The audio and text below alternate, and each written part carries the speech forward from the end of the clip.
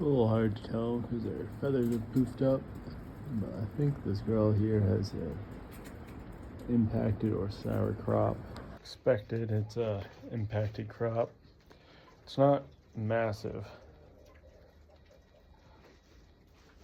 Maybe the size of a golf ball or so, but it's very hard.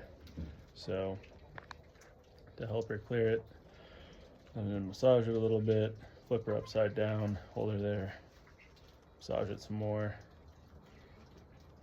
try to get her to throw up whatever is causing the issue. Just keep repeating that until it's cleared and her crop's no longer as firm and full. And then hopefully she'll eat more and it'll all go as it should. Well, that was a really fast turnaround.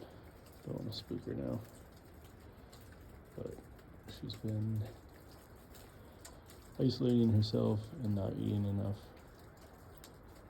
for a couple of days now.